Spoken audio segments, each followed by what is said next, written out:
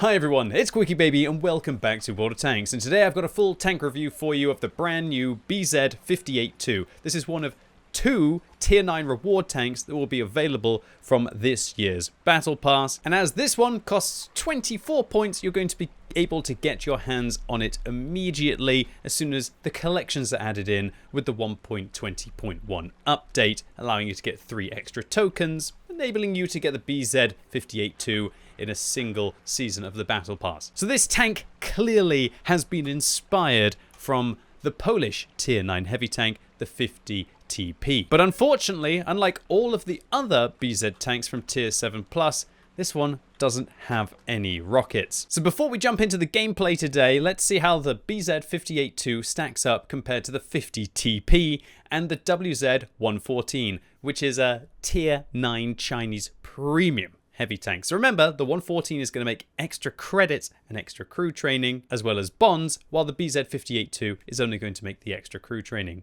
So immediately we notice that the damage per minute of the BZ-58-2 is very similar to the 50TP, but significantly better than the abysmal damage per minute on the 114. The BZ-58-2 has 520 alpha damage, 10 less than its Chinese counterpart, and 40 less than its Polish counterpart. And while it has the same penetration on its standard rounds as the 50TP, its premium rounds go up to 303, which actually is identical to the 50TP. Now these premium rounds are APCR, and so they do have a decent shell velocity of 1,200 meters a second. However, I'd personally rather have the opportunity to have heat on this tank, because that allows you to penetrate up to 85 degrees of angled armor, which the WZ-114 has access to. Unfortunately for the BZ-58-2, it carries 30 rounds of ammunition, which still gives it a healthy potential damage, but considering that its alpha damage is 40 less than the 50TP and it carries the same amount of ammo, you might find yourself starting to run low towards the end of the battle of one of your two main ammo types, depending on whether you're in a good matchup or a bad matchup. Now let's take a look at the gun handling of the BZ-58-2. Frankly, it's really good news for this tank here. 3 seconds of aim time is not amazing, however 0.37 accuracy is great for such a large caliber gun. And this thing does do very well at half decent distances at laying in shots accurately.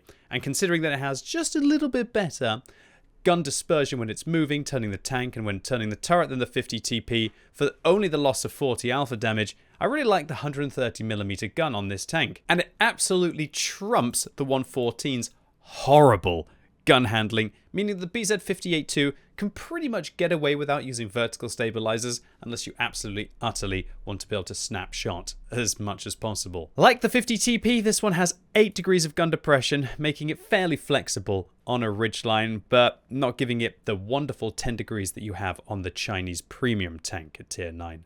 Mobility-wise, all of these vehicles are fairly comparable, 35 forwards and 15 backwards, 1 kilometer an hour faster backwards than the 50TP, and it has exactly the same power to weight ratio as the BZ-58-2 weighs exactly the same as the 50TP, showing you that this one is pretty much a 50TP clone with the reward aspect. However, it should be noted that it has way better terrain resistances, especially on medium and soft, which will make it much better when off-roading than the 50TP, and also better than the WZ-114, especially on soft. The vehicle also has better turret traverse and tank traverse, which allows it to be able to re-engage opponents and keep itself mobile, so definitely micro advantages here for the BZ-58-2 that really seem to be stacking up compared to the 50TP. However, it suffers massively when it comes to hull armor. Only 70 at the front and 70 at the side. Well, that will allow you to side scrape. You don't really feel like this big Polish juggernaut that can pull off miracle bounces, especially in nice matchups. And to have 100 hit points less than the 50TP and 400 less than the WZ-114, it's pretty grim for this vehicle. So the armor on this tank is really hit and miss. As we can see, the lower plate is only 75, which is absolutely horrendous and gets penned by pretty much everything. We can see that right on the upper part of the lower plate, it's actually substantially thicker, but considering how flat it is, unless you're getting shot by lower tier tanks, this isn't going to ricochet anything. One thing that is nice, however, is this upper hull. 70mm means that nothing is going to be overmatching you. The problem is that as soon as your opponents have access to high explosive anti-tank rounds, then this relatively thin but well-angled upper hull armor just completely falls apart. So unless you are using your 8 degrees of gun depression here, yeah, it's just really not going to work. Accordingly, when you see these things out on the battlefield and they're not using their gun depression, you can take big advantage with decent heat pen if they aren't using their gun depression. Turret-wise, this vehicle is decent. It does have 2 weak points on top, which seem to absorb a lot of shells. But again, if you are using your gun depression, they do become a lot harder to hit. And all in all, this thing has a chonking turret. Even when it over angles to the side, it just seems to pull off miracle bounces. And that's really the best aspect of this tank, has to be that chonky turret armor. Just don't sit too still, otherwise your opponents are going to be able to make fun of your weak points. One of the most annoying things about this tank, however, is that it's got this wing that goes over the hull. And this is not an advantage in any way. It would be better if this armor just didn't exist. And I guess the only reason why they have this is to make it easier to mount the turret to the tank. But all in all, what this means now is that if you are using your gun depression on a ridgeline, that your opponents can shoot up into this area, and considering it's only 30 millimeters thick, all 91 millimeter caliber guns will be able to overmatch this for a nice easy pen, kind of screwing the whole point of you going hull down in the first place. However, I would like to mention this vehicle is actually very good for side scraping because of the fact that the hull sticks so far out at the front, so you should be able to side scrape very well with a vehicle like this. Just be careful that they're not firing heat at your upper hull, and be careful that you're not exposing your lower plate. View range wise, this vehicle has a mediocre 380 meters view range, which means that you'll have to have a very good crew and be using a premium consumable as well as the field mod before you're going to start to get up to a half decent view range, unlike the 114, which can probably get away without using a premium consumable and still having decent view range on the tank. Crew wise, all of you 113 drivers out there will be frustrated that this tank has the commander as the radio operator, and 113 has the loader as a radio operator, so you're going to miss situational awareness on this vehicle. However, all of those of you out there who prefer the BZ-75 or the WZ-111-5A, those two crews are going to fit perfectly in the BZ-58, with the commander being the radio operator. And if you don't have any Chinese tanks but you really want to get your hands on this vehicle, I would thoroughly recommend having a premium 0 skill commander on this tank, as they're going to have to learn a lot of skills. This tank is just a generic heavy. You want to get repairs first, reset, get brothers in arms, take repairs again, reset, get skills like safe stowage so you don't get ammo racked all the time, take skills like preventative maintenance on your driver so you're not getting set on fire all the time, smooth ride, snapshot, all of those things depending on what your playstyle is. Equipment wise, my main setup on the BZ-58 was a durability device, vents and a gun rammer. However, for some of the larger maps where I need a little bit more grunt in the engine, I decided to take a turbo, which actually plays very well with the field mods that I'm going to talk about now. So firstly, I would recommend all-terrain suspension to give yourself a mobility boost. Next, I'd recommend improving the accuracy of this vehicle at the expense of the aim time. Then, of course, you want to improve the view range. You're going to make yourself a little bit more vulnerable to stun, but it's worth it in my opinion. I personally ended up taking a mobility slot here, and that's because that will benefit me for those large maps, but also for that durability build, I can put durability and vents in the second slot, which gives me an all-round capacity, which I think outweighs the firepower increase on a tank that doesn't really have that much damage per minute. And then the final field mod, this is actually a real nice one for this tank, because you can sacrifice a bit of the aim time in the turret traverse, which is already very good to begin with, and gain 4 kilometers an hour. This means that even with the durability build, you can go at 39 kilometers an hour on this tank, and if you put the turbo on it, 44 with an impressive power to weight ratio and decent ground resistances, meaning that you're pretty much going to keep up with a 44 kilometer an hour speed unless you're going up slope. And I really can't emphasize enough how much this 4 kilometers an hour on this tank turns it from feeling like this slow, non-super heavy into a fairly quick heavy tank that can be aggressive. So if you play this thing and you're absolutely hating it, grind through the games, get yourself the power supply rewiring, and it will definitely change the way the vehicle feels. But you know what? I think that's quite enough jibber jabber. Let's get stuck into some gameplay. Alright, so first up we're going to be rolling out in a lovely matchup here on the Berlin map. And our BZ-58-2 is going to be equipped with a durability device, vents, and a gun rammer. This is going to give me an all-round combat build, and as you can see, even without a turbo, this thing is pretty fast. And for the majority of maps, I really don't think you need to be taking a turbo on this tank, although it can help for maps like Sand River, possibly El Haloof if you're worried about not getting into position quickly to be able to get some ambush shots off, or if you're worried about the latter game. But I personally think that this tank, especially with how weak its hull armor is, you really don't want to be tracked for very long. And I actually had a couple of games where I ended up having awful results because I was trying to push aggressively into positions, ended up getting tracked, and yeah, this thing's hull armor, it doesn't work. So it's gun handling there, pretty darn decent. This vehicle doesn't have the worst aim time, right, at 3 seconds for such a large caliber gun, and it's fairly accurate. It feels very nice for such a large gun here. We're gonna take a swing at the Progetto 66 and actually go straight through his mantlet there with gold intuition switching to be able to give us that gold advantage. The Progetto 66 turret is decent against most tanks, but definitely not decent against 300mm of gold pen, as we're seeing there, shaving off half the hit points off the Progetto 66 in quick succession. I have to admit, I like this 520 alpha damage on this tank. This tank feels quite similar to an E75 in that regard. So if any of you have played with the 128mm on the E75 with its 530 alpha damage, you'll be pleasantly surprised when you play this tank. And also, if you've played the 50 TP, well, you're going to have a very good idea with how this gun is going to behave as well. So don't feel confident to be able to hit that Progetto 66 there, looking for a little bit of an extra cheeky shot there. Don't want to waste it for the ISM. Thinking the Super Hellcat's going to drive up in front of me, but actually that's a misplay because the Super Hellcat is actually a whole street away. So we were never going to be able to catch that shell. So in this kind of situation, I'm a little bit concerned at the fact that the TNH BZ-58-2 is towards my north. And I've got now a Panther and a Tiger II. I've got an IS-3 out in front of me. It's going to be quite easy for that player to be isolated. I don't have sound detection on any of my tanks, but when I'm playing on the test server, yeah, I do have all of the crew skills available. Which, thank goodness, with the crew skills at least being delayed until they're going to be more balanced, doesn't make so much of a big deal now. So wow, that IS-3 got absolutely farmed by the TNH BZ-58. That's brutal stuff. And now suddenly, the enemies are going to start to realize, yo, we've got these guys outnumbered, why don't we go after them? And I'm going to have to try and make a bit of a retreat here. Although I'm hoping that I can be able to get one more shot on the IS-3 or maybe this T-29, and that definitely wasn't the most sensible play. Let me clarify that I decided to play this tank, as I have been doing with a lot of my tank reviews recently, only with standard equipment, so you can decide, well, you can get an idea of how the vehicle plays with just regular equipment. So I'm not using Bounty, I'm not using Bond, and hopefully that'll help you all to see what this vehicle will play like for everyone.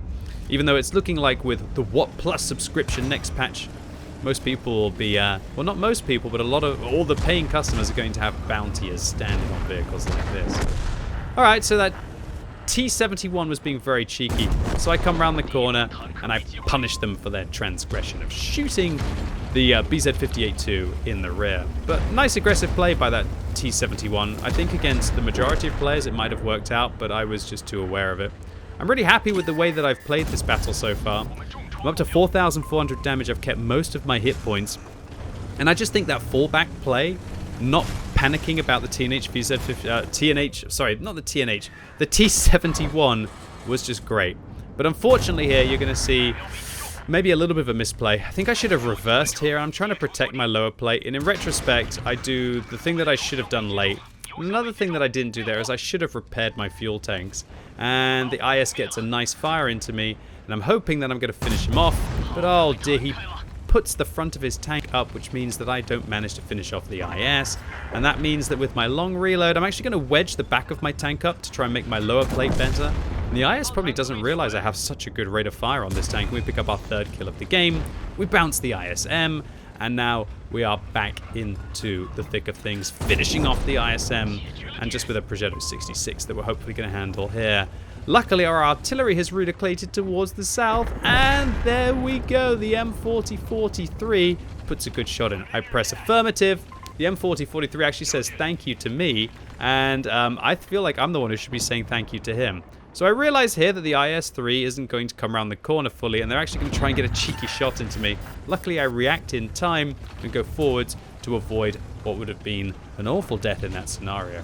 So look at this graveyard that we've kind of created around us here, picking up these 4 kills and 5,300 damage. This is this tank in its environment, controlling the situation, using its alpha damage, using its turret armor, and when you do that, you can see you can block enough to be able to get rid of the vehicle at least 1, if not 1.5 times over. The fire was a little bit ugly, and I don't think I should have even tried to hide against the TNH BZ-51 there. I think I should have just reversed into this situation. But it's a very bizarre thing to happen on Berlin, right? Because you don't usually get into this scenario where one team has won the north and one team has won the south. But I'm thankful that I had the clarity with only 47 hit points to see that, and now turn the fight into against my opponents, where I'm the one who's hull down against them. So we put in a good shot against the TNH BZ-51. They swing and they miss, and I swing and I ricochet off the tier 9 Czechoslovakian heavy tank, who now isn't feeling so comfortable about being aggressive against us. But unfortunately, the Borsig finishes off the GW Panther. I'm going to cross the street while hopefully I'm unspotted in this scenario and try and find myself a new angle. Because if that Borsig starts to take the cap circle and the TNH BZ-51 joins him or just creates a bit of a crossfire, it's going to be quite hard to be able to defend. And so I'm coming forwards, but I'm also expecting the TNH BZ-51 to come around the corner. And so you'll see what I'm doing is I'm actually using the minimap to stay 50 meters away, because I want to try and get an ambush on the TNH BZ-51 here. I don't want to get proxy spotted. You can see me backing off, backing off, backing off, backing off, getting the shot in. But he managed to somehow go through my turret there. Bizarre! Luckily, I took a screenshot with battle hits in the post game, and we can see it ricocheted down off the turret ring into the hull, finishing me off, which was a little bit of a shame. Otherwise, we might have been able to get another shot in. Unfortunately, he also goes on to finish off my Scorpion, but luckily, my team are going to whiz around, they're going to catch the TNH BZ-51, and then eventually they're going to find the Borsig while I try to feed as much information to them as possible. So this was an ace tanker for the BZ-58-2 for our 1,414 base experience, which will be an ace even when this vehicle is released and played. Netting a high caliber for 6,500 damage, hitting every single one of our shots as you would expect at this kind of distance, and even after resupplying a premium consumable at full cost, we still make a marginal profit with a premium account. Alright, so we saw the tank performing against some tier 7s. Let's see how it will perform against some tier 10s. In this game, you can see that I don't have the extra hit points from the durability device. I'm instead going to be using a turbo, so you can get an idea of just how mobile this vehicle is. For a heavy tank, you can see we're up to 40. The extra grunt in the engine from the turbo is going to help us even go up a little bit of a slope here. When we go down the other side, when we're combining the turbo with the ultimate field mod on this tank, you see that this is not a slow heavy tank. It definitely feels like it's a lot faster than the 50 TP with regards to that, as I believe the 50 TP... No, the 50 TP will get the same field mod as this one with the extra speed. But remember, this thing does have the better ground resistances, which can end up helping it out. So we're going to use this mobility to be able to get into position to hopefully be able to provide an ambush shot here. We can see a Char Few Tier 4. I decide not to fire, but we're going to wait, and we're going to get a clean shot there into the Char Few Tier 4's turret. And then we're going to continue our advance to take this tank where it's meant to be, which is hull down. But I didn't expect the Conquerors to push so aggressively. I end up taking one shot, but luckily bouncing the second and punishing them for their poor play. And this thing's damage, it does add up pretty quickly. All tier 9 heavy tanks add up within that regard, especially the ones that have decent alpha damage. And this thing may not have the best DPM, but for these kind of situations, it doesn't really matter. So, the Conqueror puts a standard round from his 120mm caliber gun right through the weak point on the tank. And you'll have to realize that in this kind of a situation, because I'm not using any of my gun depression, it actually makes the weak points on top of the tank very easy to hit. So what you kind of want to do is probably maybe fall back more there so you can actually use your gun depression, because if I'm tilting my right track downwards here, it's going to make the top of my tank oh so much more exposed. So in this kind of a situation, it's just about being patient, looking for those kind of ambush shots, trying to see what you can find. And the guy hits exactly the same place twice. You can see the penetration overlaying each other there. And so if you thought this thing was going to be the absolute monster of hull down, no, it's really not. It's just a 50 TP from that regard.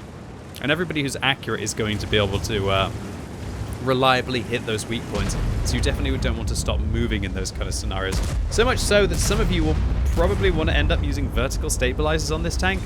But personally for me, I'd rather have the extra all-round capacity that I get from vents, and probably the extra rate of fire that I get from the gun rammer. And as we saw on the Berlin map, for example, sometimes it's important to be able to get those shells in as quickly as you can. This tank doesn't have the worst damage per minute.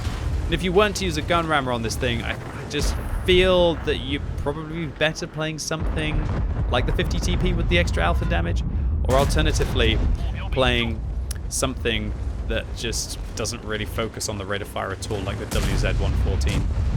So we load gold there and go through the Conquerors. Turret armor now over 2,000 damage dealt. You can see now I'm not sitting still nearly so much as I was previously, realizing that with the very extensive weak points on top of this tank that I won't last long if I do that. So 2 shells now have gone into the dirt. Once again, one against the A phase 1 and one against the Char Future 4. Showing you that while this vehicle, it has pretty good accuracy at 0.37, it's definitely not impeccable. So don't expect this thing to be like a sniping heavy tank. Alright, so at this stage of the game, I want to talk about the elephant in the room now. And that is, have you seen the name of this tank? It's a BZ-58-2. It doesn't have any rockets. It's a bit of a bizarre situation, really. There we can see, it looks like a heat round this time, going through the top of my tank as it's not very thick. And because I'm not using any of my gun depression, it's exposed. Let's go back to the elephant in the room. This thing has no rockets. It's the only of the BZ tanks that is missing the rockets. The tier 7 tech tree, 8 tech tree, 9 tech tree, 10 tech tree have rockets, and the tier 8 premium also has rockets. All of the tanks which are named BZs have rockets.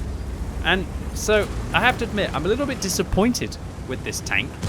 It's Wargaming taking a tech tree tank, pretty much the 50 TP, cloning it at tier 9, not even changing the tier, and they are not even giving you any kind of new gameplay with the vehicle. They've changed the statistics here and there. It's a little bit faster, it's got a little bit better gun handling, but it has significantly worse alpha damage and significantly worse hull armor. But to all intents and purposes, this thing is almost identical to the 50 TP, and it plays very similar to that tank. It also plays very similar to the E75 as well. Luckily, we realized what the A phase 1 was planning there and don't allow them to finish us off. I'm done with the HE rounds now. I was using them for the Minotaur. I didn't actually want to have the HE for the A phase 1 there, but it actually worked out quite well for us because we forced him to repair his tracks. One thing I would like to mention about this tank as well is, as you probably saw in the garage, the large repair kit is free, like on the other tier 9 reward tanks. Oh, lovely ambush damage in there. So this thing can actually end up being quite economical from that perspective, because you get the advantage of an improved free large repair kit, which improves your track repair time by 15%, which definitely gives you a little bit of an advantage there. And I'm just playing around with the physics for a little bit. I was wondering if like I could totally mess this tank up, in all honesty, in this kind of a scenario. It was a bit bizarre to be squidging the front of the hull down. You haven't really driven around up here too much. I digress. Let's get back to the matter at hand as I try and mess around with the physics of those poles there. And the large repair kit for free, it is nice, but there are so many tier 9 reward tanks now that get large repair kits for free that while it is a nice thing, it's definitely not a novelty at this stage. And I think that is my conclusion about this tank. Honestly, it's just not even really a novelty. There's nothing truly special about this tank. It's a tech tree tank that it's not bad. Nobody hates the 50 TP, and if you do, then you're probably just bad at the game. But it's taking a tech tree tank and just making it a reward vehicle, really, to all intents and purposes, and changing the statistics by about 5%.